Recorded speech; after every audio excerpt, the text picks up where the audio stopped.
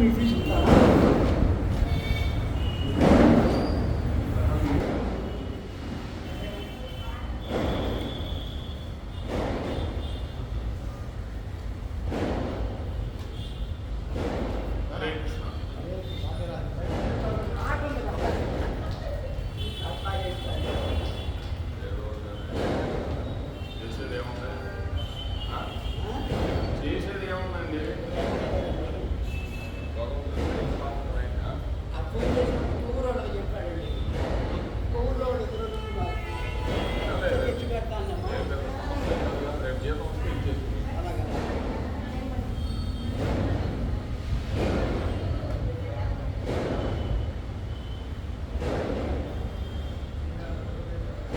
మాతృదేవో భవ, పితృదేవో భవ, ఆచార్య దేవో భవ, అతిథి దేవో భవ.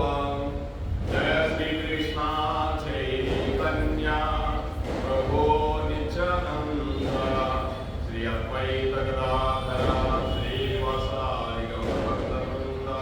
హరే కృష్ణ కృష్ణ కృష్ణ హరే హరే, హరే రామ రామ రామ హరే హరే. ఏడుకొండలవాడ వెంకటరమణ గోవింద గోవింద.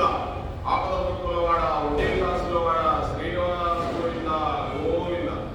శ్రీదేవి భూదేవి శ్రీనివాస్ గోవిందనే నమ. ఉగ్రానాథ గోవిందనే నమ. యశోద కృష్ణ గోవిందనే నమ.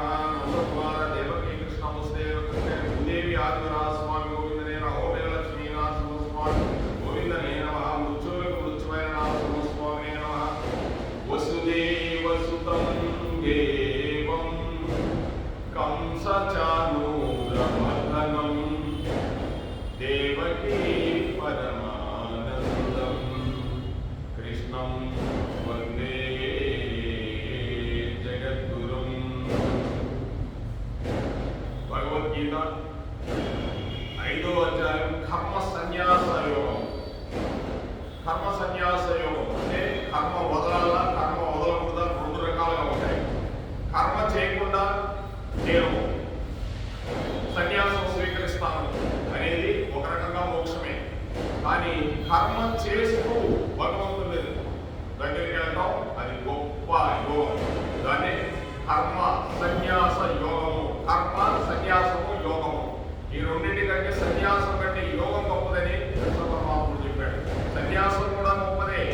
శంకరాచార్యులు, రామానుజాచార్యులు మహానుభావులు సన్యాసం స్వీకరించారు కదా. పులి మహారాజు గారు వీళ్ళంతా సన్యాసం స్వీకరించిన వాళ్ళే. ఇది గొప్పదే. కర్మ చేస్తూ తొందరగా భగవంతుడు చేరుకోవచ్చు అని చెప్తున్నాడు. 2 గొప్పే అంటున్నాడు భగవంతుడు. కానీ కర్మ యోగం చాలా గొప్పది. కర్మ చేస్తూ నన్ను తెలుసుకొని భావం చాలా ఉత్తమమైనది చెప్తూ 2 మరి ఒకటే అంటున్నాడు. అలా ఉండదు భగవంతుడు. హరే కృష్ణ విద్యా వినయ సంపన్నే బ్రాహ్మణే కవిహస్తిని సునిచైవ స్వపాకే చ పండితాః సమదర్శినః. భగవంతుడు 5వ అధ్యాయంలో కర్మ సన్యాసంలో 18వ శ్లోకం చెప్తూ ఉన్నాడు అర్జునుడికి.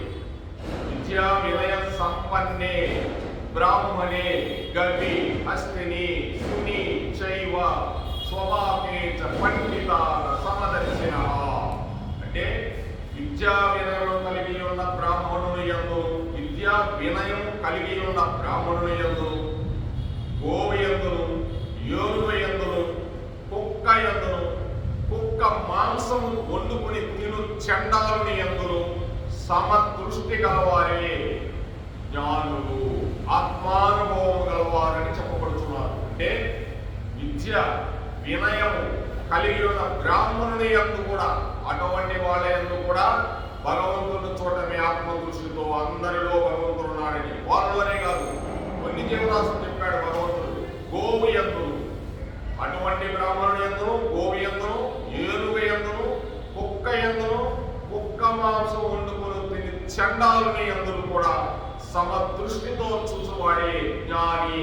అటువంటి వాడే ఆత్మ అనుభవం కలిగిన వాడు అర్జున అని చెప్తున్నాడంటే ఎక్కడ చూసినా నేను ఉంటాను కాబట్టి అలా చూడగలిగిన వాడే జ్ఞాని అని చెప్తున్నాడు.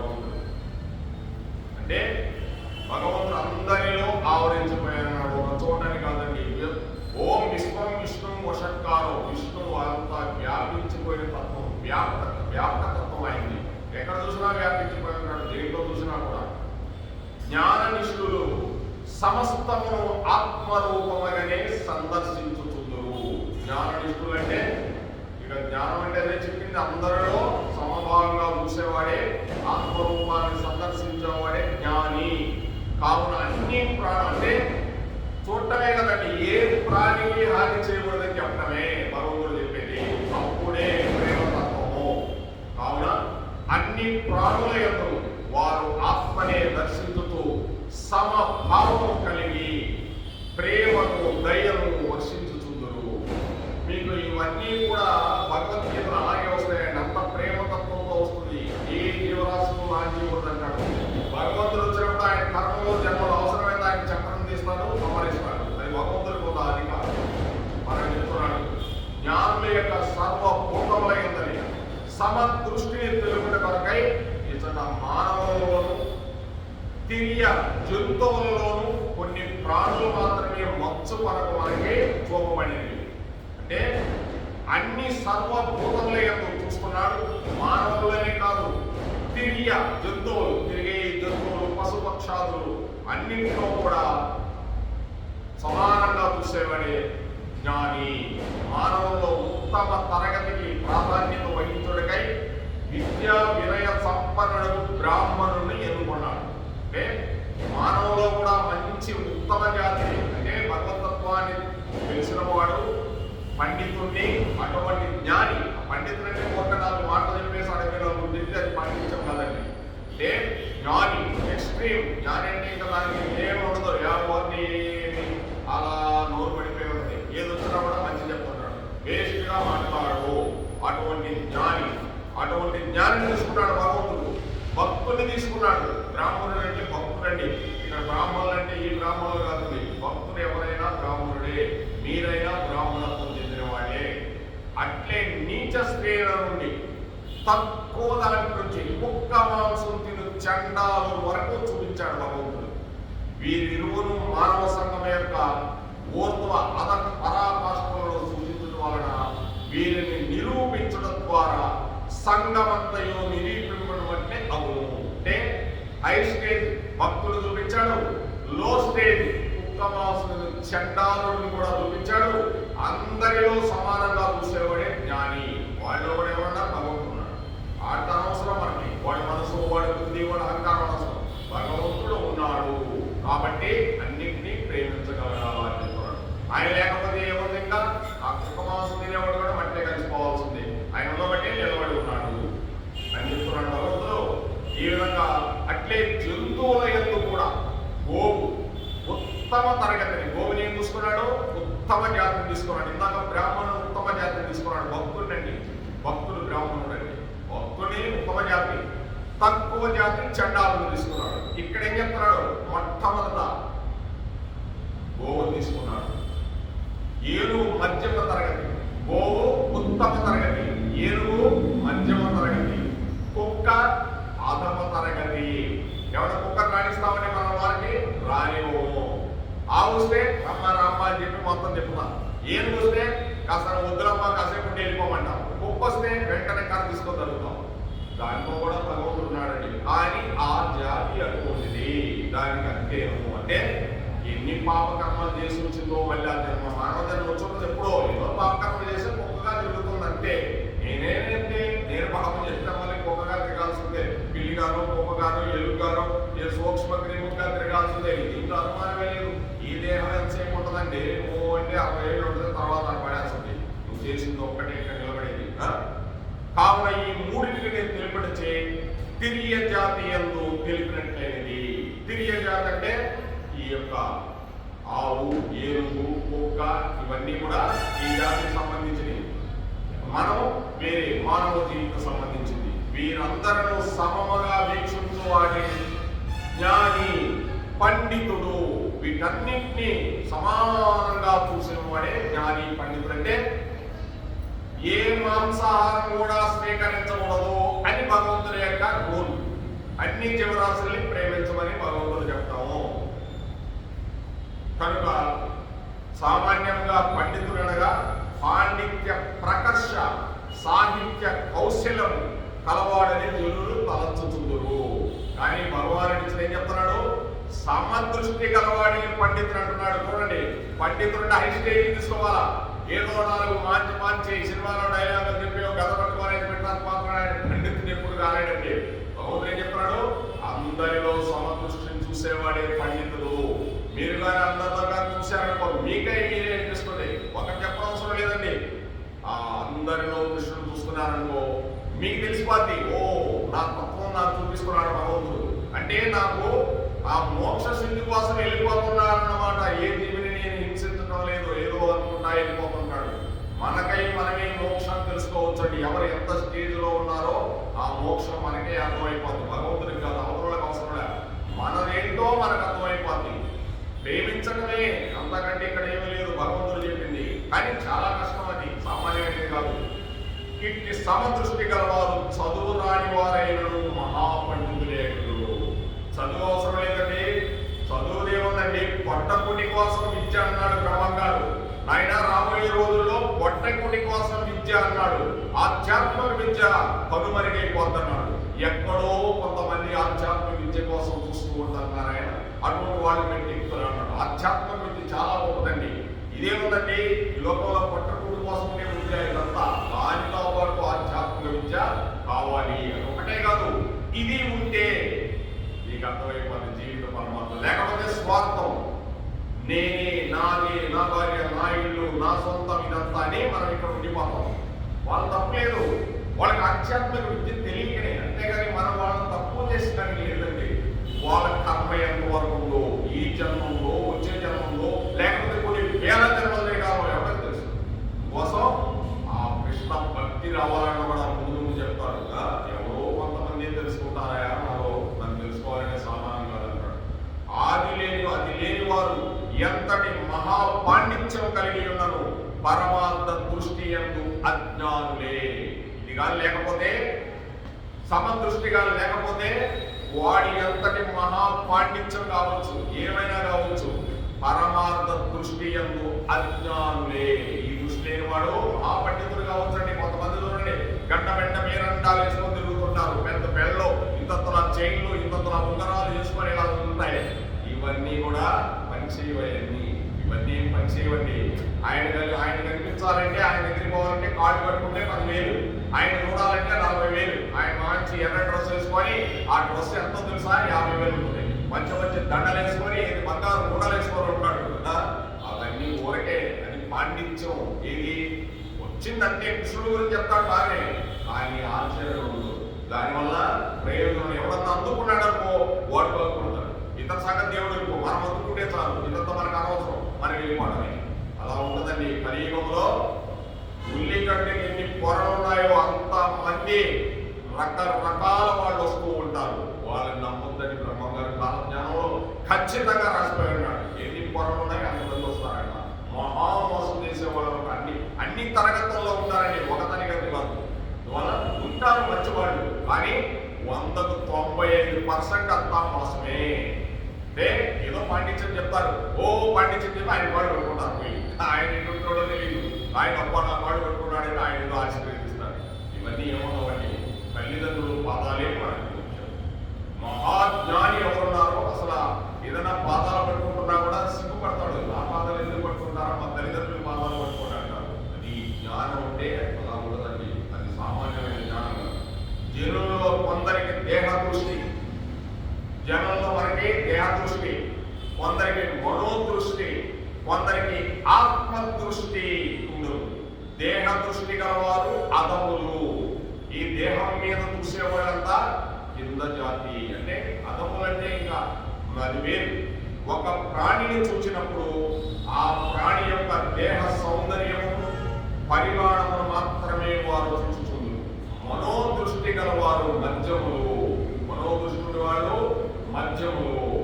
మీరు ప్రాణి యొక్క మనోభావములను, విద్యను, కవిత్వములను చూస్తుంది. మీరు ఇటువంటి వాళ్ళు ప్రాణి యొక్క మనోభావాలను, వాళ్ళ విద్యను, వాళ్ళ కవిత్వాన్ని చూస్తూ ఉంటారు.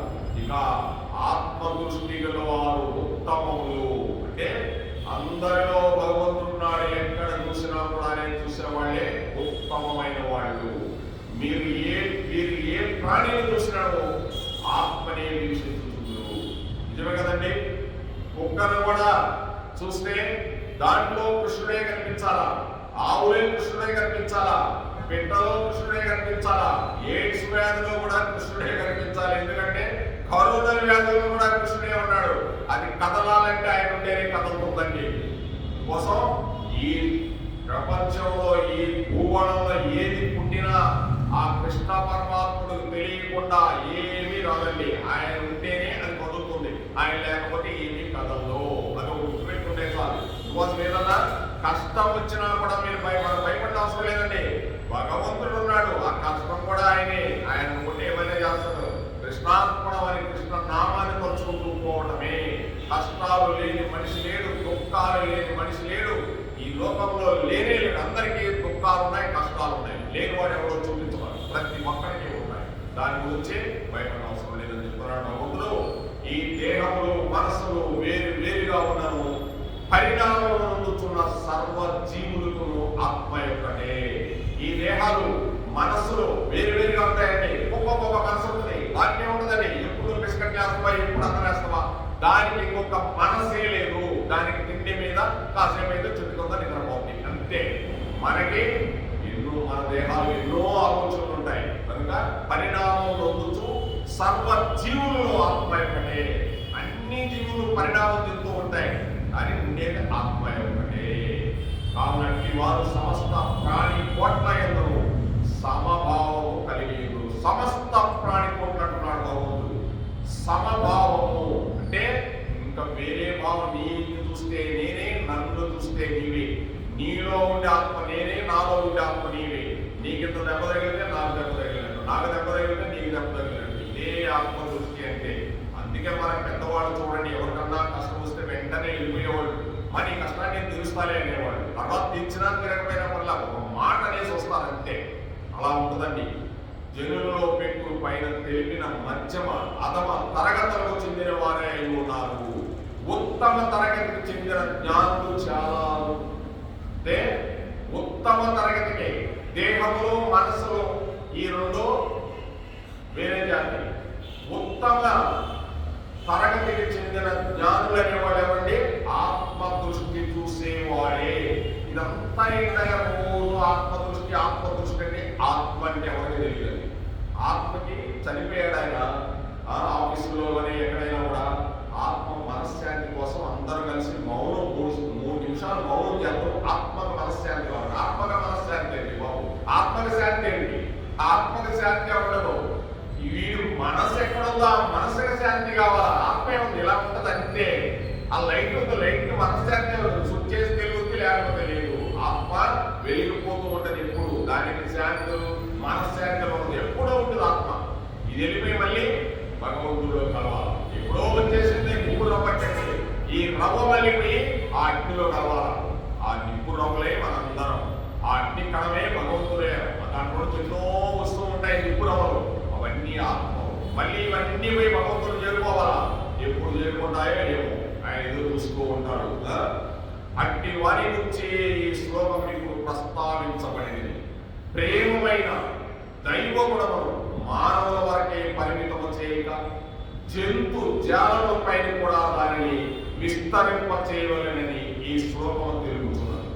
ఇంతే కాదు, సమస్త చరాచర ప్రాణి కోట్లపైనను విస్తరింపజేయే ఆదర్శ మానవుని యొక్క చిహ్నము. అంటే సమస్త చరాచర ప్రాణి కోట్ల పైన ఈ ప్రేమ అనేది విస్తరింపజేయడమే మానవుని యొక్క చిహ్నము. ఎవ్వరూ చేయలేరండి ప్రేమ. కుక్క కానీ ఎవరికి ఏం తెలియదు. మీకు అన్నం పెడితే నేను ఇక్కడ జరగదు, పక్షికి నేస్తే నీ కోసం చూస్తుంటది. ఒక్క మానవుని ప్రేమ తత్వాన్ని చూపించగలరు, కానీ వాడికి ఏం తెలియదు. పెడితే కంటే అంతే. ఒక్క మానవుడు చేతిలో ఏదైనా చేయాలంటే చెప్తున్నాడు. కనుకనే ఇక్కడ జంతు జాలంలోని కొన్ని పేర్లు మాత్రమే చేర్చాడు భగవంతుడు. ఇది భగవంతుడు చేర్చిందండి. గోవుపై, ఏనుగుపై, కుక్కపై, క్రిమిపై, కీటకముపై ప్రేమ దయ కలగవలను. ఏమయ్యా? కీటకంపై, క్రిమిపై కూడా దయ ప్రేమ కలిగి ఉండాలంటే ఉండాలంటే దాని దారిని పోతుంది. మనకెందుకు దాని పోనీ దాని వాటికది అని ప్రేమతత్వం. ఇంతలా ఈగి ఎగురుతుందంటే పైన ఎవరు ఎగురుతున్నారంటే దానికి భగవంతుడు ఉండబట్టే, దాని శక్తి ఉండబట్టే ఎగురుతుంది. ఇది ఏ విశాల భావము అంటే భగవంతుడు చెప్పేది ఏంటంటే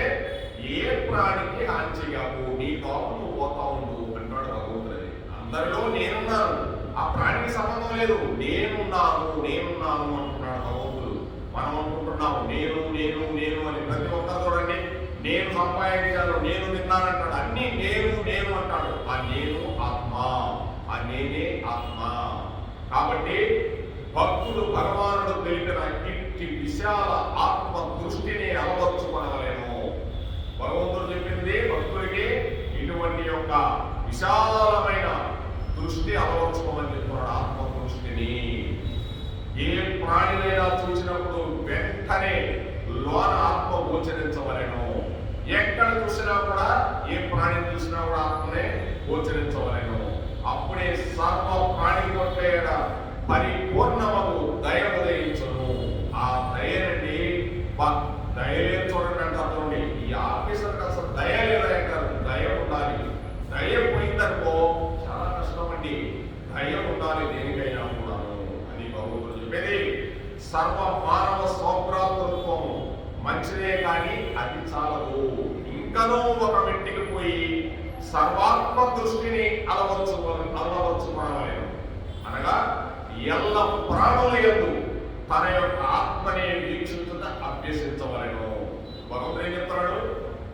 ఎల్ల ప్రాణులలో తన ఆత్మని ఎలా చూసుకుంటున్నాడో ద్వారా ఈ శరీరం కానీ ఆత్మ కానీ అవతల జీవిని కూడా అలా చూడమంటున్నాడు. నేను ఆ జీవిలో ఉన్నానని చూడమంటున్నాడు భగవంతుడు. చాలా ఆనందమైందండి. ఇంత ఏదన్నా ఆకలి దానికి ఇంత పెట్టండి. మీరు ఎంత ఆనందిస్తుందో, ఎంత ఆనందంగా తింటుందో. ఎవరన్నా ఇంత అన్నం అడిగినప్పుడు వెంటనే పెట్టేయాలండి. అన్నం పరబ్రహ్మ స్వరూపం. అడిగాడా? నా అదృష్టం, ఈరోజు నాకు ఎప్పుడు అడగరాయి ఇంత అన్నం పెట్టమని అడిగాడు. పెట్టేయటమే, వెనక ముందు చూడకూడదు. ఒక 100 రూపాయలు తీసుకొని పెట్టడం కాదండి, పెట్టడమే. అదే గొప్పతనము. దాన్ని మించింది లేదు. ఎప్పుడో అడుగుతుంటాడు, అది పెట్టడమే. ఇంకనూ ఒక మెట్టు పైకి అనుకున్నాడు. సర్వాత్మ దృష్టిని అలవర్చుకోవాలా. అనగా ఎల్ల ప్రాణుల యందు తన యొక్క ఆత్మని వీక్షించుట అభ్యసించవలేదు. ఇంటి విశ్వ ప్రేమయే ఈ శ్లోకమున భగవంతుడు చెప్తున్నాడు. విశ్వ ప్రేమ ఎక్కడ చూసినా ప్రేమతో ఎలా వస్తుందయా? రావాలి. అదే కృష్ణ ప్రేమతత్వం అంటే. మహానుభావులు ఎంత మంది ఆ విధంగా ప్రేమించి భగవతత్వంలో కలిసిపోయారండి. అది భగవతత్వం అంటే. ఒక శరీరమును అనగా ఎల్ల ప్రాణులతో తన యొక్క ఆత్మని వీక్షించవలేను. ఇంటి విశ్వ ప్రేమను కలిగి ఉండాలి. ఒక శరీరం కన్ను, ముక్కు, చెవి, మునగు వేరు అవయములను అన్నిటి యందు మనుషులకు సమానము ప్రేమ ఆసక్తి ఎట్లు కలగదు. అందే యొక్క దానికైనా బాధ కలిగించో తనకే బాధ కలిగినట్లుగా భావించి ఆ బాధను నివారింప యత్నించడంతో అట్లే విశ్వమంతయు ఒకే ఆత్మ యొక్క శరీరంగా భావించి సర్వ జీవుల ఎడల సమభావం కలిగి వర్తించవలేదు. అట్టివాడే జ్ఞాని అని చెప్తున్నాడు భగవంతుడు. అంటే ఏంటంటే ఈ కన్ను, ముక్కు, చెవి, మున్నగు వేరు అవయములు ఎలా ఉన్నాయో అన్నిటి యందు మనుషులకు సమానమైన ప్రేమ ఉండాలి. ఈ కన్నుకి ఎవరైనా దెబ్బ తగిలితే ముందు ఈ కన్ను జాగ్రత్తగా చూసుకుంటాం. చెవి వినకపోతే చెవి జాగ్రత్తగా చూసుకుంటాం. ముక్కుకి ఏదైనా ఉంటే ముక్కు జాగ్రత్తగా చేసుకుంటాం. ఈ అన్నిటి మీద మనకెంత ప్రేమ ఉందండి. అటువంటి ప్రేమే భగవంతుడు చెప్తున్నాడు. అన్నిటి మీద ప్రేమ చూపించమంటున్నాడు. నీ దగ్గరే ఇంత ప్రేమ ఉన్నప్పుడు వాటి మీద ఎందుకు చూపించమని చెప్తున్నాడు. ఈ విధంగా సర్వ జీవులేడా నీవు సమభావముగా వర్తించమని చెప్తున్నాడు భగవంతుడు. అట్టివాడే జ్ఞాని. జ్ఞాని జ్ఞాని అంటే ఏంటంటే అనుకున్నారు. పెద్ద జ్ఞాని అంటే పెద్ద ఇంజనీరింగ్ బుక్స్, డాక్టర్ బుక్స్ చదివిన తర్వాత జ్ఞాని కాదండి. ప్రపంచంలో ఎన్ని బుక్స్ ఉన్నాయో, ఎన్ని గ్రంథాలు ఉన్నాయో అవన్నీ చదివినా ఒకటే, చదవకపోయినా ఒకటే. ఒక్క భగవద్గీత చదివితే చాలండి. ఈ ఒక్క గీత చదివితే చాలు. ప్రపంచంలో ఉన్న బుక్స్ అన్ని చదివినట్టే. ఈ గీత చదివితే నీకు జ్ఞానం వచ్చేసినప్పుడు ఏమైనా చేస్తావు. ఒక డాక్టర్ వృత్తి చేస్తున్నావంటే నువ్వు భగవద్గీత చదవగలిగితే వచ్చిన వాడిని ఎంత ప్రేమతో. అందుకే పెద్దవాళ్ళు ఆ రోజుల్లో డాక్టర్లు అయితే వాళ్ళు MBBS ఎక్కువ చేసేవాళ్ళు కాదు.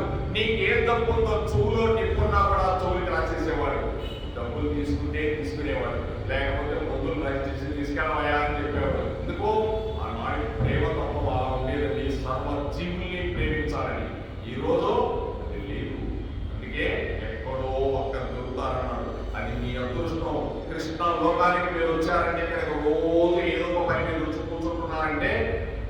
అందరూ రాలేరండి, కృష్ణ భక్తికి అందరూ రాలేరు, రాకూడదు కూడా. ఎందుకంటే వాళ్ళు చేసుకున్న పాప కర్మలు బట్టి రాలేరు అంటే అది రావాలన్నా కూడా రారు.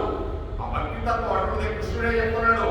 కృష్ణ అనే పదం పలకాలంటే కొన్ని కోట్ల కోట్ల జన్మల యొక్క పరంపర ఉంటే గాని ఆ కృష్ణ అంటే ఆనందము, ఆనంద స్థితి. కృష్ణ అంటే ఆనందం, అది పలకాలన్నా పలకలేరంట అంతే. ఈ విధంగా భగవంతుడు సర్వజీవుల సమభావం చెప్పుకున్నాడు.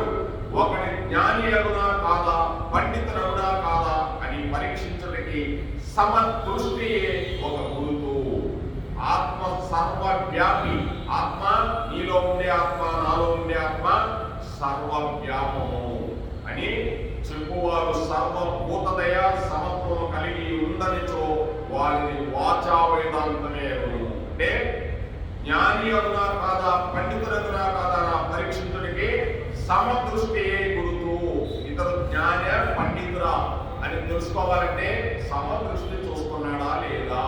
అది నిదానంగా వస్తుందండి. చదవంగా చదవంగా భగవద్గీత విధంగా భగవంతుడు కథలు విధంగా సమదృష్టి వస్తుంది. కానీ ఎవరిని మనం తప్పు పట్టేదానికి కూడా లేదండి. ఒక్కసారే రమ్మంటే రాదు. ఈ జన్మలో రావచ్చు, లేకపోతే ఇన్ని జన్మలో పట్టవచ్చు, ఎవరికి తెలుసు. అతని యొక్క సాధన దాన్ని బట్టి ఉంటుంది. సాధన కావాలి ముందు మనిషికి.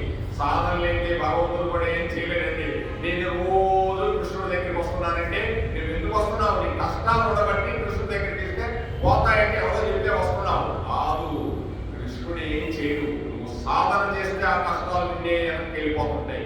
ఎలా చేయాలనేది భగవద్గీత చదువుతుంటాయి. అందుకు భగవద్గీత చదవమనేది. అంతేగాని కష్టాలు వచ్చినంత మాత్రం వాళ్ళ వీళ్ళు కాలు పట్టుకుంటే మాత్రం కష్టాలు ఏమి పోవండి. నీ యొక్క ప్రమేయంతోనే, నీ సాధనతోనే ఏదైనా సాధించాలి అని. ఈ విధంగా సర్వభూతదయ కలిగి ఉన్నాడా లేదా అనేది ఆ వాచా వేదాంతం. అంటే ఏదో మాట్లాడేస్తుంటాడు వేదాంతం, బాగా చెప్పేస్తాడు, ఎన్ని చెప్పేస్తాడో వేదాంతం. కానీ అతను అందరిలో సమదృష్టి చూస్తున్నాడా లేదా అనేది నీకు అర్థమైపోతుంది. కావున సమదర్శకత్వం అభ్యసించి అనుష్ఠాన వేదాంతులై ఎరగవలేము. ఈ శ్లోకమున ఆచరణ వేదాంతము చక్కగా పురస్ఫుటమనొచ్చబడింది. అంటే ప్రాక్టికల్ వేదాంతం ఇది. ప్రాక్టికల్ గా మనం చేయాలి. ఏదైనా కూడా థియరీ చదువుకుంటాం, ప్రాక్టికల్ చేయాలండి. భగవద్గీత చదువుతాం, భగవద్గీత కృష్ణుడు చెప్పింది ఏదో అది చేయాలి అంతే. అంతకంటే ఇంకేం లేదండి. ప్రాక్టికల్ ఇన్నంత మాత్రాన వదిలేస్తే కుదరదండి. వింటాం భలే ఉంటుంది ఆనందంగా, సినిమా చూసినంత బాగానే ఉంటుంది. దాన్ని మళ్ళీ ఆచరించగలగాలి. ఆచరించితే ఇంత ఆచరిస్తే చాలు. భగవంతుడు ఏం చెప్పాడు? ఎక్కువ చెప్పలా. కలియుగంలో కించిత్ ధనంజయ అర్జున, కించిత్ ధర్మం చేయాలి ధనంజయ. ఇంత ధర్మం చేస్తే నేను ఆనందిస్తాను కలియుగంలో అన్నాడు. ఇంత చాలన్నాడు. కొద్ది ధర్మం చాలన్నాడు భగవంతుడు. నువ్వు దేవాలయం కట్టించాలని ఎంతో మంది కట్టించుకోవడానికి దగ్గర డబ్బులు లేవు. అయ్యో నా దగ్గర ఇంత ధనం లేదే, నేను కూడా ఎంతో కట్టిస్తే బాగుంటుంది. అయ్యో నాకు ఇంత అసలు ఈ రోజు నా దగ్గర ఇంత కూడా లేదే అనుకుంటే చాలు, నువ్వు కట్టించినట్లే. అది భగవంతుడు చెప్పేది. నీకు ఆర్తి ఉంది ఇక్కడ కట్టించాలని, కానీ నీ దగ్గర లేదు. కానీ భగవంతుడు నీకు మార్పులు వేసేస్తాడు. అదంతే భగవంతుడు కలియుగ ధర్మం.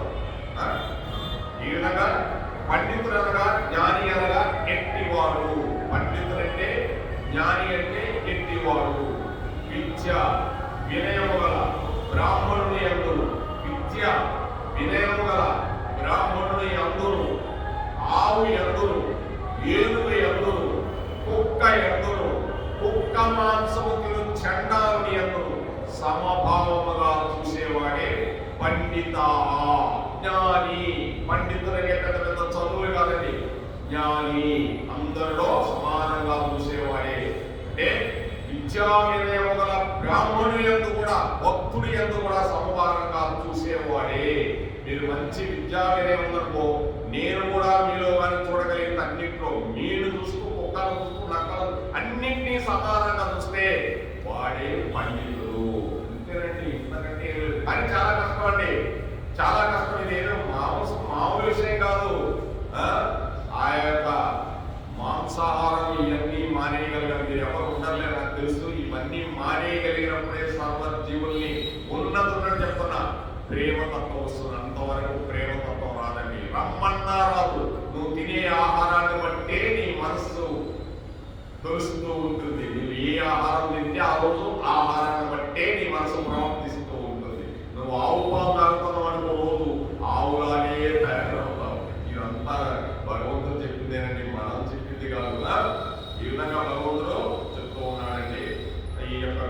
వినయ సంపన్నే బ్రాహ్మణే కవిహస్తిని సుచైక స్వభాకేత పండిత సమదర్శన హాతున.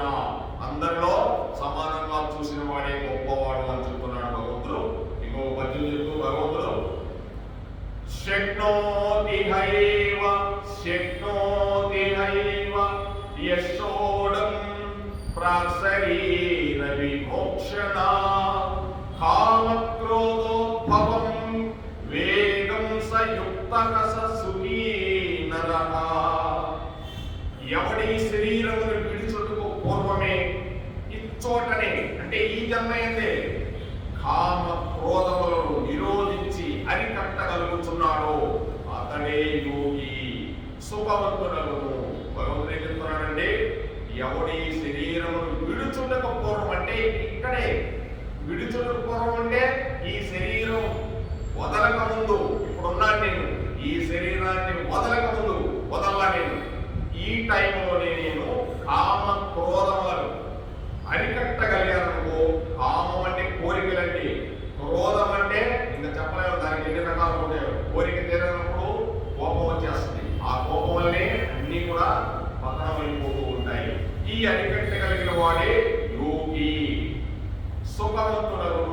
యోగి అంటే ఆనందంగా ఉంటాడు అర్థం. అంత ఈజీ కాదు, కానీ భగవంతుడు ఎన్ని చెప్తూ ఉంటాడు. చేసేవాళ్ళు సాధనలో నిదానంగా చేసుకుంటూ పోతే ఖచ్చితంగా మీరు సాధ్యపడుతుంది. సాధనే దీనికి ముఖ్యంగా. ఎందుకు వస్తుందా నాకు ఈ కోపం, ఏంటి, ఎక్కడి నుంచి వస్తుంది అసలు ఈ కోపం అనేది? ఇందాక బాగుందని ఎవరో మాట్లాడేందుకు వెంటనే ఎక్కడి నుంచి వస్తుంది ఈ కోపం విచారణ చేయాలి. ఎక్కడిది కోపం, ఇది ఏం చేస్తుందా నన్ను, ఈ కోపం అనేది ఎవరు, వాడెవరో అనుకున్నాడు, వాడే నన్ను ఇది అధపాతాలని తీసుకోబోతున్నాడు అనేది విచారణ చేయగలిగితే ఆ కోపాన్ని నువ్వు నిదానంగా తగ్గించుకుంటా రావచ్చండి. అదే భగవంతుడు చెప్పేది. ఈ కోపం ఎక్కడి నుంచి వస్తుంది, ఈ కోరికలు ఎక్కడి నుంచి వస్తుంది నాకు అనుకోవాలి. నీకు రావాల్సింది ఏదో వస్తుందండి. నువ్వు చేసిన పాప పుణ్య కర్మలు బట్టి ఈ జన్మలో ఏమి వల్ల ఇచ్చేస్తుంది భగవంతుడు. ఎవడో నువ్వు చేసుకున్న దాన్ని బట్టి ఆటోమేటిక్ గా మీ ఇంటికి వచ్చేస్తుంది. అంతేగాని భగవంతుడికి కృష్ణుడు చేయని ఇవ్వడండి. నువ్వు చేసుకున్న పుణ్య పాపాలను బట్టి నీకు ఏమి ఇవ్వాలో నేను వచ్చేస్తా ఉంటే కనుక. కనుక పుణ్యం చేస్తున్నా పాపం చేస్తున్నాని మనమే శోధించుకోవాలా. భగవంతుడు ఏమీ శోధించడం. ఇలా చూస్తూ ఉంటాడు. ఒక తల్లికి పుట్టిన బిడ్డలు 4 ఉన్నారండి. 4లో 4 రకాలుగా అమ్మే పెట్టదు. అందరికీ సమానంగానే పెడుతుంది. అన్నం పెట్టేటప్పుడు కానీ, డ్రెస్ కుట్టించేటప్పుడు కానీ, వాడి సబ్బులు కానీ, ఏది కానీ, చదువు కానీ సమానంగా చూస్తుంది. ఒకడు బాగా ఐఏఎస్ ఆఫీసర్ అవుతాడు, ఒకటి ఇంకొకటి అవుతాడు, ఒకటి ఏమి లేకుండా ఇంట్లో ఉంటాడు. దీనికి ఏంటి కారణం? వాళ్ళు పూర్వజన్మ చేసుకున్న పాపకర్మలు బట్టి వస్తూ ఉంటాయి, పోతూ ఉంటాయి. అంతేగాని భగవంతుడికి ఎట్టి సంబంధం లేదు. అది కూడా ముందు రోజుల్లో వస్తుంది. ఈ విధంగా మోక్షంలో కావలసిన సాధన సామాగ్రిని ఈ జీవితమునందే సమకూర్చుకోవాలి. అంతేగాని మోక్షం అంటే వెళ్ళిపోయిన తర్వాత మోక్షమే రాదండి. ఇక్కడే తెలుసుకోవాలి మోక్షం అంటే. ఈ శరీరం పడిపోతే నీకై నువ్వే తెలుసుకుంటావు. నేను ఏం చేస్తున్నానా, ఏం చదువుతున్నానా, భగవతం పని చేస్తున్నానా లేదని నీకే తెలుస్తూ ఉంటుంది. మరి యొక్క లోకమున కానీ మరి యొక్క జన్మ ఎందుకు కానీ ఆ పని సాధ్యపడదు. వేరే లోకంలో కానీ మరి యొక్క జన్మ ఎందుకు కానీ మోక్షం అనేది ఏ లోకంలో రాదండి. ఇంద్రలోకమైన రాదు. అక్కడ ఉండే భోగాలు వేరుగా ఉంటే ఇంద్రలోకంలో ఆ భోగాలకి మనం అన్ని మర్చిపోతాం. అసలు మోక్షం అనేది గుర్తే రాదు. అందుకే భూలోకానికి వచ్చి ఇక్కడే మోక్షం పొందాలని దేవతలు కూడా తరిస్తూ ఉంటారట. ఎప్పుడు ఈ భూలోకంలో ఉందామా, ఇక్కడ తరించేద్దామా, భగవంతుడి దగ్గరికి వెళ్ళిపోదామా అని ఆలోచన చేస్తూ ఉంటారట. అది మోక్షం. భూలోకము కర్మభూమి, భూలోకము కర్మభూమి. సాధన చేయటకు అనువైన ప్రదేశం ఇది. ఇదే సాధన చేయాలంటే ఈ భూలోకమే. స్వర్గాది ఊర్ధ్వ లోకములందు గాని, పాతాళాది అధోలోకములందు గాని పరమార్థ సాధనకు ఎక్కువ అవకాశములు ఉండవు. చెప్పండి చూడండి. చదవకముందునే ఇక్కడ తెలిసిపోతుంది చూడండి. స్వర్గాది ఊర్ధ్వలోకములందు కూడా, స్వర్గలోకం, ఊర్ధ్వలోకాలు, బ్రహ్మలోకం వరకు కూడా, పాతాళాది అతల సుతల రతల సతాసుల పాతాళ లోకాలు, 7 లోకాలు 6 లోకాలు ఉన్నాయి. ఈ లోకాల్లో కానీ నీకు పరమార్థ సాధనకి అవకాశాలే ఉండవు. అవి కర్మానుభవ లోకములే కనుక. కాబట్టి ఇహ ఇహైవ అను పదవించడం పేర్కొనబడింది. ఇంతకుముందు 19వ శ్లోకంలో ఇహైవ తైర్జిత స్వర్గః అని చెప్పబడి ఉన్నాడు. ఈ ప్రకారముగా ఇచ్చోటనే, ఇహైవ అంటే ఇచ్చోటనే అను పదము ఒకే అధ్యాయంలో ఒకే సందర్భమున 2 పర్యాయములు వాడబడుట చేత ఇచ్చోటనే, ఈ లోకమందే, ఈ జన్మమందే ఆధ్యాత్మిక సాధనను త్వరితగతముగా పూర్తి చేయవాలని భగవంతుడు నొక్కి చెప్తూ ఉన్నాడండి. ఏదైనా మళ్ళీ చేసుకున్నారే, కుదరనే కుదరదు, 60 ఏళ్ల తర్వాత నేను సాధన చేస్తాను, కుదరనే కుదరదు, మోకాళ్ళకి వస్తాయి, కాళ్ళకి వస్తాయి, నిలబడలేవు, శరీరం ఉండదని నమ్మకం లేదు కనుక ఇప్పుడే సాధన మొదలుపెట్టేయడమే, ఈ క్షణమే, ఈ క్షణాన్ని వెళ్ళిపోతున్న మోక్షానికి. రేపు అంటే కుదరదు, రేపు రూపే లేదు, ఈనాటి నుంచే నీ సాధన చేయాలని చెప్తున్నాడు భగవంతుడు. పూర్తి చేయవాలని భగవంతుడు నొక్కి చెప్తున్నాడు. అంటే భగవంతుడు ఇచ్చోటనే, ఇహైవ అంటే ఈ లోకంలోనే చేయాలి నువ్వు సాధన, ఏ లోకంలోని కుదరదు సాధన అని భగవంతుడు చెప్పేది. ప్రాక్శరీర విమోక్షణ అంటే మరియు శరీరమును విడుచుటకు పూర్వమే అనగా మరణము రాకమునిపే కామ క్రోధాల విజయమును సాధించవలని హెచ్చరిస్తూ ఉన్నాడు భగవంతుడు. ప్రాక్శరీర విమోక్షణ అంటే శరీరమును విడుచుటకు పూర్వమే మరణము రాకమునిపే కామ క్రోధాలు, కామం అంటే కోరికలండి, చాలా కోరికలు ఉంటాయి, నాకు కూడా చాలా కోరికలు ఉంటాయి. ఈ కోరికలన్నీ కూడా క్రోధాలు, ఇవన్నీ ఇప్పుడే ఇక్కడే వాటి విజయాన్ని సాధించాలంటున్నాడు. ఎలా సాధిస్తామయ్యా? నాకు మంచి బిర్యానీ తినాలంటే మనసు చెప్తుంది, పో వెళ్ళిపోతుంది వెంటనే. నేను లేచి పుస్తకం ఇక్కడ పడే తొందరగా ఎప్పుడు ఏదో చెప్తుందానే భగవద్గీత ఏం తెలియదే, నేను పోయి బిర్యానీ తినేసి వచ్చాననుకో, రేపు వచ్చి కూర్చున్నాననుకో, మామూలుగా ఉండదు ఇక నా కథ. అలా ఉంటుందండి, అలా ఉంటుంది భగవంతుడి కథ అంటే మామూలుగా ఉండదు. నువ్వు చేయగలిగితేనే సాధన చేయి, లేకపోతే పక్కన పడే తర్వాత చూసుకున్నాం. భగవంతుడితో కత్తి మీద సాము లాంటిది, నీ భక్తిని బాగా గుర్తుపెట్టుకోండి. కత్తి మీద సాము, కత్తిగా 2 సైడ్లు పొదలుంటుంది. ఆ విధంగానే స్త్రీతో కూడా చాలా జాగ్రత్తగా ఉండాలి. ఆమెకి పొదలు 2 సైడ్లు ఉంటాయి. అర్థమేంటి? స్త్రీని ఎంత గౌరవించాలో అంత గౌరవించాలా. ఆమెతో వాగ్విధానంగా ఏదన్నా పెట్టుకుంటే 2 సైడ్లు పొదలు ఉంటుంది, ఎలాగైనా వేసేస్తుంది. కనుక భగవంతుడు అదే భక్తి సాధనలో కానీ, స్త్రీతో కానీ, కనకంతో కానీ నువ్వు చాలా జాగ్రత్తగా ప్రవర్తించాలైనా, లేకపోతే అతపాతాలని వెళ్ళిపోవాలైనా అంటాడు. ఆ భక్తి సాధన అనేది ఇదే, కామ క్రోధాలే ఇవే నీతో నుంచి అన్ని పుట్టుకొస్తున్నాయి. ఈ నిగాలను జయించగలిగితే నిదానంగా నన్ను చేరుకుంటున్నాయినా అనేక సమస్య కాదు. అంటే జ్ఞాన వైరాగ్యాలు కావాలండి. భక్తి, జ్ఞాన, ధ్యాన, వైరాగ్యాలు ఈ 4 రావాలి.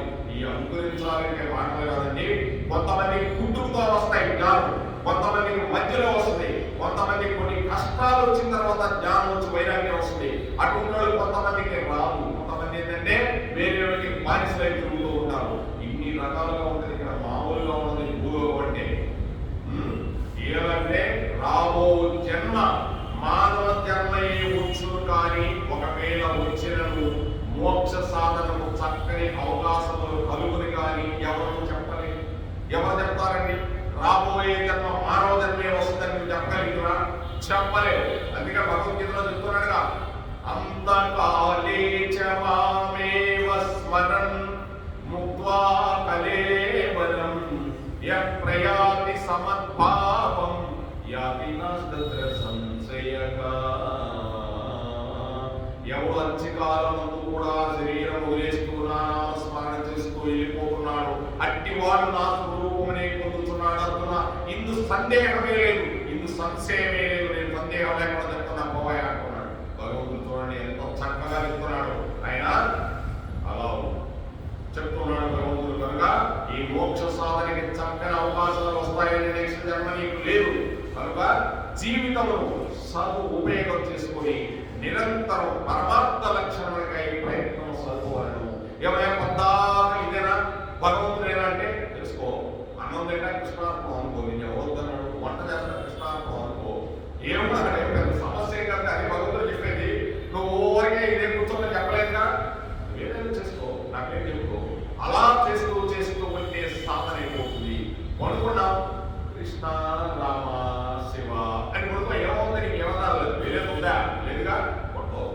దాంట్లో ఏముంది? ఆ నామమే నీకు కావాల్సింది. కలియుగ ధర్మం. అందుకే కూర్చుంటే నామం, లేస్తే నామం, తింటే నామం, పడుకుంటే నామం, పరిగెత్తే నామం, చదువుకుంటే నామం, ఏం చేసినా నామమే. ఆ నామంలో ఉంది భగవంతుడు. నానిలో ఉంది భగవంతుడు. నామంలో పవర్ ఉంది. ఇక్కడ భగవంతుడు ఎక్కడా లేని పవర్ నామంలో పవర్ కలియుగంలో పెట్టాడు. ఎవరో పేరు చెప్పుకుంటున్నావు, కోర్టు సంపాదించుకోనని. కోర్టు సంపాదించడా శివగారు అని చెప్పి చెప్పుకుంటున్నావు. ఆయన పేరు చెప్పుకుంటున్నావు. ఆయన పేరు నీకు అవసరమా? చెప్పుకుంటా కదా.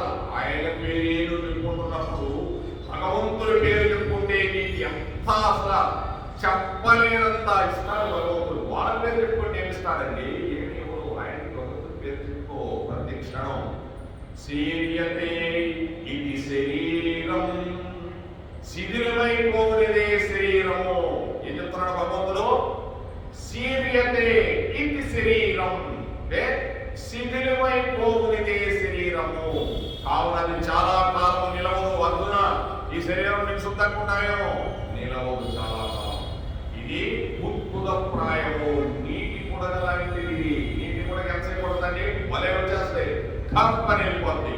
కనుక మృత్యు అనేది ఫలానా సమయంలో మృత్యునని ఎవ్వరూ చెప్పలేరు. ఏ క్షణం వస్తుందో తెలియదు మృత్యు. కనిపించుకోరుంటుందని ఎనక ఈ బొమ్మ ఎలా తిరిగితే ఎలా ఉంటుందో మన ఈ యొక్క రూపం చూడండి. ఈ యొక్క ఇలా తిరిగినప్పుడు ఎలా ఉంటుందో, అలా తిరిగినప్పుడు అలా ఉంటుంది నీడ. ఆ నీడే మృత్యు. ఎలా తిరుగుతుందో అలా మృత్యు తిరుగుతూ ఉంటుంది. నువ్వు ఎక్కడ పోతే ఎంత కనిపించుకోనే ఉంటుంది. సమయం చూసి చేసేస్తుందంటే నేను బాగానే ఉన్నాడా, ఇప్పుడే బయటకు వెళ్ళాడా, నేను కూడా మాట్లాడానంట టక్కని వెళ్ళిపోతాడు. చెప్పలేదు. అలా ఉంటుంది మృత్యు.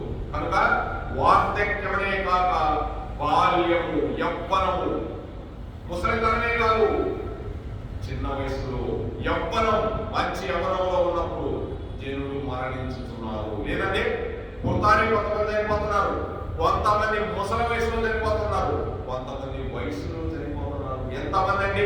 ఏడుకొండల స్వామి వెంకటరమణ జరిగిపోతా ఈ మధ్య కాలంలో ఎన్ని యాక్సిడెంట్లు జరిగిపోయావు. స్వామి దగ్గరికి పోతా ఎందుకు చనిపోతున్నారు చెప్పండి? ఏమన్నా స్వామి ఏమన్నా ఆపలేదా? మన కర్మలండి. దానికి భగవంతుడే చెప్పారు కదా, నీ కర్మలు రండి ఆయన, నేనేం చేస్తాను, నువ్వేమేమి కర్మలు చేస్తున్నావు. అందుకే అయ్యా ఏడుకొండల స్వామి దగ్గరికి పోతే 7 మంది ఒకేసారి చనిపోయారని పొందేశాడు పేపర్లో. దానికి మనం ఏం చేస్తావు? 100 స్పీడ్ తేలుతుంటే రాత్రులు పగలు చనిపోతే ఏం చేస్తావు? నువ్వు ఏ స్పీడ్ నువ్వు అంత తొందరని ఏమన్నా అమెరికా నుంచి వచ్చావు, అందరిని ఎక్కించుకున్నావు. ఎంత స్పీడ్? 120 స్పీడ్, 100 స్పీడా అంటే నీకు పన్ను మిన్ను తెలియదు.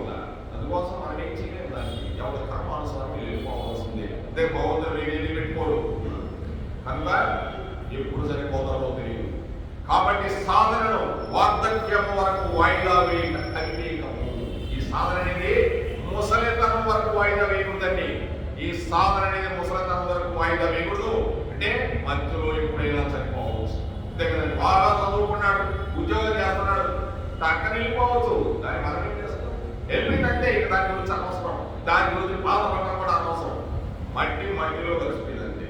మరియు ముసలితన శక్తి సామర్థ్యములు ఉడిగిపోవటచే ధ్యానాదులు, ఇంద్రియ మనో నిగ్రహాలు చక్కగా జరగవు. ఎక్కడ జరుగుతాయండి? ముసలి వయసులో జరగవు. ఈ వార్ధక్యము ముసలి వయసులో ఎలా అయిపోతుందంటే ఈ శక్తి సామర్థ్యం అంతా ఉడికిపోయి ఉంటుంది, ఏముండదు. ఇక అప్పుడు నేను ధ్యానం చేస్తానంటే ధ్యానం ఏం చేస్తాను? పొందలో ధ్యానం అంటున్నాడు భగవంతుడు. కనుక నువ్వు చేయాల్సింది ఇప్పుడు మొట్టమొదటి నుంచే సాధన చేయాలి. అది సాధన అంటే. మరియు ఈ శక్తి సామర్థ్యంలో ఉడికిపోవటచే ధ్యానాదులు, ఇంద్రియ మనో నిగ్రహాదులు చక్కగా జరగవు. ఇంద్రియాల ప్రభావం వల్ల ఉండదు. వయసులో ఉన్నప్పుడు ఇంద్రియాలు పరిగెడుతున్నాయి, వయసు అయిపోయిన తర్వాత ఇంద్రియాలు పడిపోతూ ఉంటాయి. కనుక శరీర పతనమునకు పూర్వమే కామాదుల వేగములు అరికట్టి, చూడండి భగవంతుడు చెప్తారు, కామాదుల వేగము, కోరికలు, కామము కోరిక రెండు కోపాన్ని అరికట్టి ధ్యానాదులు స్వల్పమని భగవానుడి హెచ్చరిక చేయించున్నాడు. మళ్ళీ ఇక్కడ చూసారా? కనుక ధ్యానం చేయవయ్యా, నా మీద మనసు పెట్టవయ్యా అని చెప్తున్నాడు. అట్లు చేయువాడే సుఖవంతులవుతున్నాడు ఆయన అని పేర్కొంటున్నాడు. అట్లు చేయడంతో మహావినాశము తటస్థించునని ఘోషించుచున్నవి వేదాలు ఘోషిస్తూ ఉన్నాయి. ఊరికే చెప్పడం ఎత్తాను, నేను కృష్ణ ఎన్ని బాధలు పడ్డాను, ఇంకా ఎందుకు స్వామి. బాధలంటే ఎక్కడ ఏమైనా చేతికి తగ్గుతున్నాయా? మనిషికి ఎక్కడ తగ్గుతుంది? మనస్సుకి తగ్గుతుంది బాధ. ఆత్మకి తగలుతుందండి. ఆత్మకి ఎందుకు తగులుతుంది? దానికి వెలిగిపోతున్నది. దాన్ని టచ్ చేసేదానికి పడలేదు. మన శరీరంలో ఇంత గొంతేసుకొని మాట్లాడుతున్నామంటే ఆ భగవంతుడు ఉండబట్టేదండి. లేకపోతే ఈ గొంతు ఎక్కడిది, ఈ మాట ఎక్కడిది, ఈ చూపు ఎక్కడిది, ఈ చెవులు విరుడు ఎక్కడిది. ఎంత మందికి చూపు లేదు, చెవులు లేవు, గొంతు లేదు, మాట్లాడేదానికి లేదు, మూగవాడిలాగా ఉన్నారు. చూడడం మరి ఇదంతా ఎవరు చేసుకున్న పాప పుణ్యాలు బట్టి జరుగుతూ ఉన్నదని దీని గురించి అతను వెళ్ళిపోవాలి. ఎందుకు చేయి అంతే భగవంతుడు చెప్పేది. నీ ధర్మాన్ని చేయి అంటున్నాడు. అర్జునుడు కాదండి, మనకు చెప్తున్నాడు.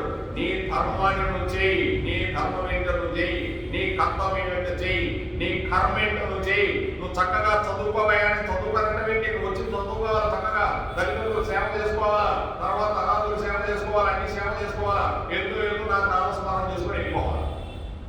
ఏం చెప్తున్నాడు? అన్నీ చేస్తూనే భగవంతుడు తెలుసుకొని వెళ్ళిపోవాలా. ఒక్కటే కదండి ఇక్కడ వస్తానే, అన్నీ చేస్తూ భగవంతుడు తెలుసుకొని వెళ్ళిపోవాలి. అదే మోక్షము. ఆ మోక్షం కోసమే ఇంతమంది మోక్షం మోక్షం అంటారు. మోక్షం అంటే సామాన్య విషయమా? అన్ని జీవరాశుల్ని ప్రేమించగలగాలి మోక్షం అంటే. కనుక దీనిని బట్టి సుఖము ఉపేక్షించువాడు ముందు తన ఎందరి ముఖ్య శత్రువులను కామ క్రోధములు జయించాలి. సుఖం కావాలంటే ఎక్కడి నుంచి వస్తుందండి? కోరికలు వదిలేయాలి, కోపాన్ని వదిలేయాలి. ఎంతో మంది అడుగుతుంటారు, ఇంట్లోనండి నా మనసు బాగలేదు, నా కోరికలు ఇంకా తీరలేదు, ఎలా చేయాలి? ఎలా తీరుతాయి? కోరికలు తగ్గించుకోవాలి అంతే. దానికంటే వేరే క్వశ్చన్ ఏం లేదండి. నువ్వు ఎక్కడికి పోయినా కూడా ఎక్కడ పోతావు? ఎక్కడో సన్యాసాశ్రమం ఆడబోతావు. నాకు కోరికలు తీసుకోలేదండి, ఎలా వస్తాయండి? ధర్మం అంటే నాకు 10,000 ధర్మం ఇస్తానంటాడు. రేపు రమ్మంటాడు, ఎల్లుడు రమ్మంటాడు, ఇంకో 20,000 తెమ్మంటాడు. ఇవన్నీ ఒక మోసాలే. కనుక నీలోనే ఉంది శక్తి దాగి. ఆ శక్తిని నువ్వు బయటకు తీసుకురావాలి. అంతవరకు నువ్వు ఎక్కడికి తిరిగినా కూడా లాభం లేదు. ఆ శక్తి అనేది నీలోనే ఉంది. దాన్ని బయటకు తీసుకొస్తేనే నువ్వు బయటపడిపోవచ్చునా. కనుక క్రోధమును జయించాలని స్పష్టంగా చెప్తున్నాడు భగవంతుడు. భగవంతుడు చెప్తున్నాడండి. భగవంతుడే కామ క్రోధాలను ఆయన తగ్గిస్తాడా? భగవంతుడు తగ్గించడు. నువ్వు చేసే సాధన ద్వారా నిన్ను నీవే తగ్గించుకొని భగవతత్వాన్ని వెళ్ళిపోతావు. అది భగవంతుడు చెప్పేది. చాలా చాలా ఇదైనది. వికారాలతో కూడిన శరీరం ఇది, మామూలుది కాదు ఇది. అరిషట్వర్గములను కామ క్రోధములు ప్రధానమగుటే ఈ రెండు ఇతరులు చెప్పబడిన తక్కిన దోషములను కూడా వాటితో పాటు అన్వయించుకోవాలను. అరిషట్వర్గాలంటే మీకు తెలుసు కదండి, అవన్నీ ఈ రెండుతో పాటు తయారవుతాయి. అక్కాజలండి కామం క్రోధం అంటే అక్కొచ్చే కామం ముందు కోరిక రేపొద్దు అక్క చెల్లిలో వస్తుంది. మళ్ళీ అది తీరకపోతే కోపం వచ్చేస్తుంది. ఈ రెండు అక్క చెల్లెలు వీటితో పాటు కొంత అన్ని వచ్చేస్తాయి. ఇంకా తర్వాత మామూలు అరిషడ్ వర్గాలు అన్ని వచ్చేస్తాయి. ఇంకా ఈ రెండింటి ముందు తయారయ్యేది రెండే. ఈ రెండింటిని కానీ చంపేస్తే అవి వెనక్కి వెళ్ళిపోవాలి. ఈ రెండు చంపకపోతే మళ్ళీ అవి కూడా తయారవుతాయి. అనగా వీటన్నింటినీ జయించాలని భావం. అవి ప్రబల శత్రువులై నిత్య వైరుడు కావున సాధకుడు ఒక కంటితో నిరంతరం వారిని కనిపించుకునే ఉండవలేను. ఏంటంటే కనిపించేదంటే ఈ క్రోధం అనేది ఎక్కడి నుంచి వస్తుంది, కోరిక అనేది ఎక్కడి నుంచి వస్తుంది? ఇదే భగవంతుడు చెప్పేది. ఈ సాధన ద్వారా మాత్రమే జరుగుతుందండి. ఏదో భగవద్గీత చదివినంత మాత్రాన కాదు. మీ అందరికీ తెలుసు. మీరు ఇక్కడ కూర్చున్నారంటే సామాన్యులు ఈరోజు పంచ పాండవులాగా కూర్చున్నారండి. నాకు అలా అనిపిస్తుంది. పంచ పాండవులు కూర్చున్నట్టు కూర్చున్నారు. అలా దృష్టితో చూశాను నేను. వెంటనే పంచపాండవులాగా అనిపించారు నాకు. అదొక దృష్టి నాకు వెంటనే అలా అనిపించింది. ఏంటో మరి అలా ఉంటుందండి. ఓ జీవులారా, ఈ శరీరమును విడుచుటకు పూర్వమే ఇంద్రియములను మనస్సు కామ క్రోధాది అరిషట్వర్గమును జయించుటకు ప్రయత్నింపము. భగవంతుడు చెప్తున్నాడు, ఓ జీవులారా, శరీరమును విడుచుటకు పూర్వమే, ఈ శరీరం వదలక ముందే, వదిలిన తర్వాత మేము పొందుతామండి. వదలక ముందే ఈ ఇంద్రియాలు మనస్సు కామ క్రోధ అరిషట్వర్గాలు జయించాలి. జయించలేదనుకో ఇవన్నీ మన ఇంటికి వస్తూ ఉంటాయి. అందుకే చనిపోయిన తర్వాత ఎవరికెవరంటే ఉన్నప్పుడే తింటాం, అనుభవించడం, సుఖించడం, వెళ్ళిపోవడం అంటారు. ఎక్కడికి పోతాయి చనిపోయిన తర్వాత? నీ ఇనికింతనే పరిగెత్తాయి. శరీరం వేరు, ఆత్మతో ప్రయాణం. ఆత్మ ఎక్కడికి పోనీయు. మనసుని ఎన్నిలో చేసిన పాపాలందరినీ ఐకాంతం లాగి తీసుకెళ్ళిపోతుంటుంది. నువ్వు ఎక్కడికి పోవాలన్నా కూడా ఈ ఆత్మే నీకు సాక్షిభూతమై ఉంటుంది. ఎనికిడికి వస్తానే ఉంటాయి. ఈ సెల్ ఫోన్ ఉందండి, తుప్పు సెల్ ఫోన్. దాంట్లో నువ్వు వెళ్ళి దాచిపెట్టుకున్నామండి అరిచేతులు. దాంట్లో దాచిపెడితే ఆత్మ దాచిపెడతాం. చేసిన పాపాలన్నీ ఖచ్చితంగా నీకు వస్తున్నాయి. దాన్ని బట్టి నెక్స్ట్ జన్మ నీకు తయారవుతుంది. కనుక ఈ జన్మలో నువ్వు ఎలా సాధన చేసుకుంటావు? చేసుకోవా, చక్కగా సాధన చేయవా, యుద్ధం చేయవా అంటున్నాడు. సాధన అంటే యుద్ధం చేయమనే ఇవన్నీ మనం చెప్తున్నాడండి, అర్జునుడు కాదు.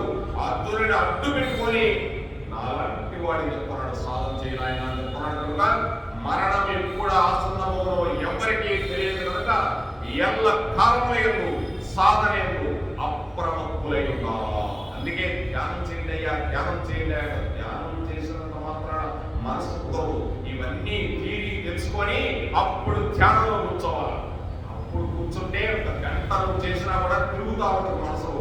ఓ భగవానుడు చెప్పింది ఇది కదా, ఈ కామాన్ని క్రోధాన్ని కానీ జయించగలిగితే ఆ ధ్యానం ఆటోమేటిక్ గా నీ మనసుకు వచ్చేస్తుంది.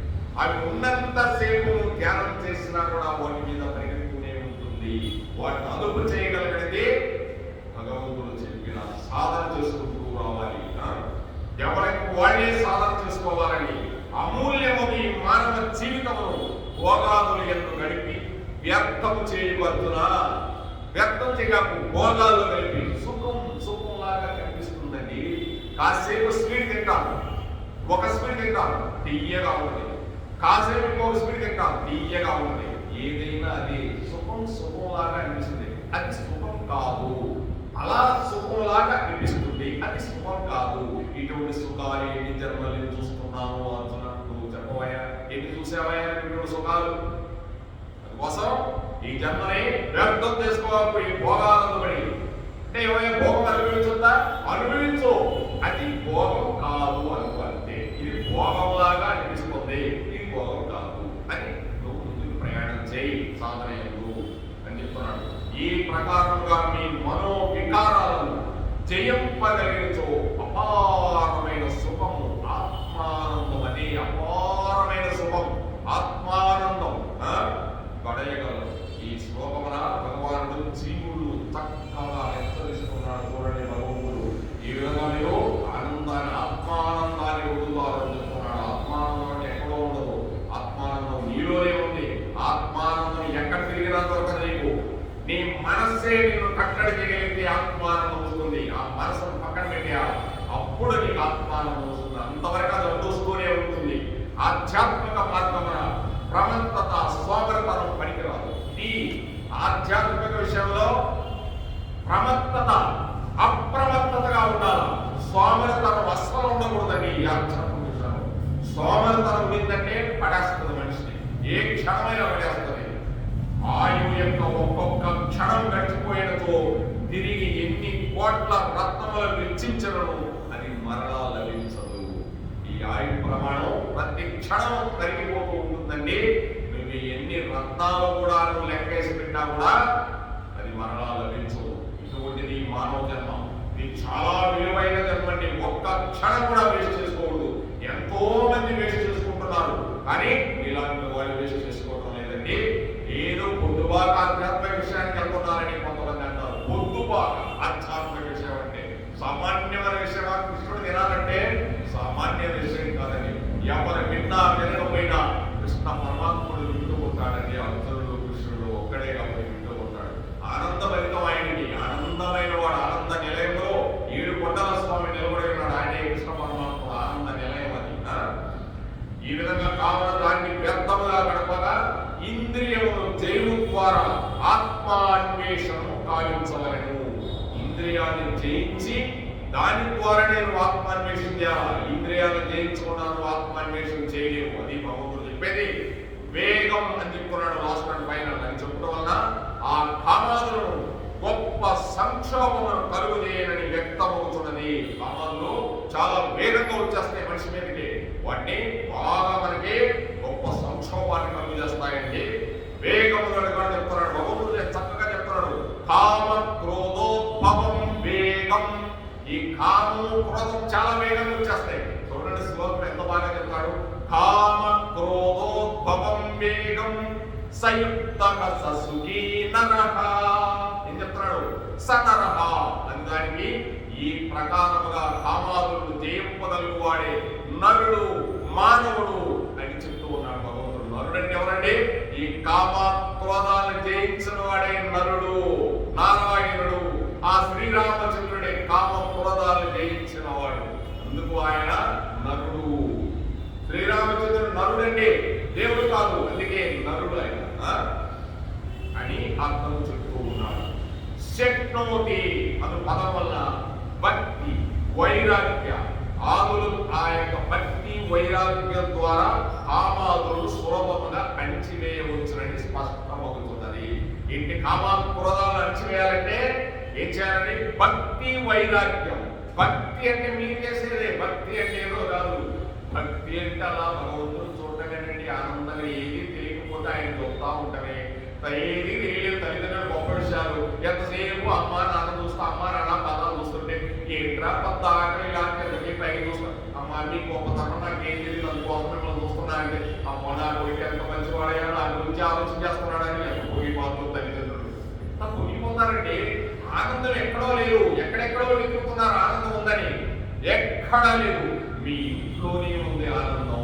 ఆ తల్లిదండ్రుల్ని ప్రేమగా చూస్తే అక్కడి నుంచే నీకు భక్తి మార్గంలోకి వస్తావు, వైరాగ్యాలకు వస్తావు. కానీ అంతవరకు వాళ్ళ మీద కూడా నీకు ప్రేమ ఉండకూడదు, అలా ఉండాలి. ప్రేమ అంటే కృష్ణుడి మీద ఎలా ప్రేమ ఉందో తల్లిదండ్రులు కూడా కృష్ణుడిలా కట్టాలి, అప్పుడే నీకు భక్తిలోకి వస్తావు. వీళ్ళు అమ్మ నాన్న చనిపోయిన తర్వాత అమ్మ నాన్న అనుకుంటున్నావు, అది పతనం అయిపోతావు.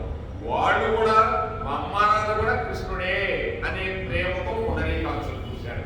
తల్లిదండ్రులు ఊరక తల్లిదండ్రులుగా చూడాల, తల్లిదండ్రుల సేవ నీ సేవ చేసుకుంటున్నారయ్యా. అక్కడ తల్లిదండ్రులు లేరు, నీవే తల్లిదండ్రులు.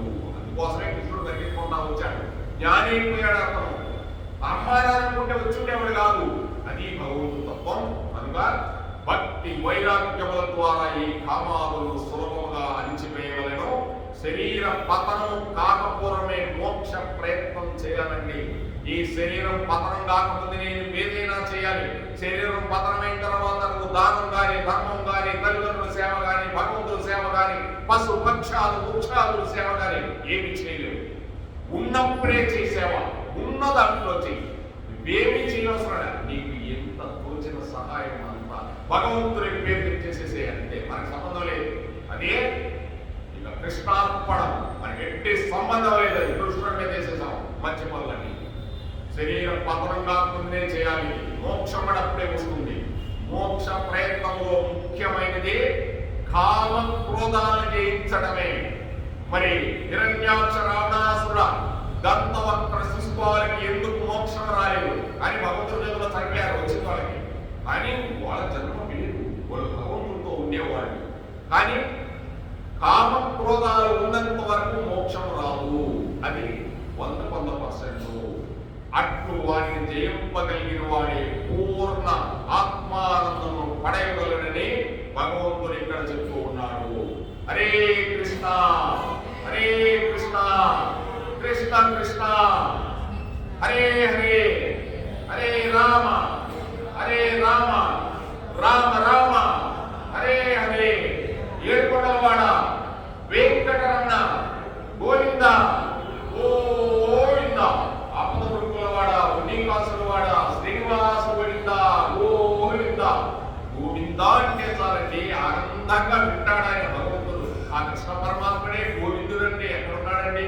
గోవర్ధనగిరిని గోవుల్ని కాసి 7 రోజులు 7 పగల్లో చిటికని వేల మీద ఎత్తుకున్నాడు కాబట్టి గోవిందుడు అయ్యాడు. ఆయన అందరినీ రక్షించాడు కాబట్టి గోవిందుడు ఆనందాన్ని మనందరికి ఇచ్చాడు. రాధే రాధే రాధే రాధే రాధే కృష్ణ గోవింద రాధే రాధే కృష్ణ గోపాల రాధే రాధే రాధే రాధే రాధే రాధే కృష్ణ గోవింద రాధే రాధే కృష్ణ గోపాల రాధే. జై రాధా కృష్ణ గోవింద కి, రాధా శ్యామ్ గోవింద కి, వృందావన్ గోవింద కి, మధుర గోవింద కి, రాధాకుడు శ్యామ్కుడు మధురకుడు నాగకుడు విమలకుడు. జై శ్రీకృష్ణ పరమాత్మ కి, राधा कृष्ण गोविंद के, मुनि महाराज के, गोपाल प्रभु के, शिवा प्रभु के, विष्णु महाराज प्रभु के, सर्व भक्त वृंदों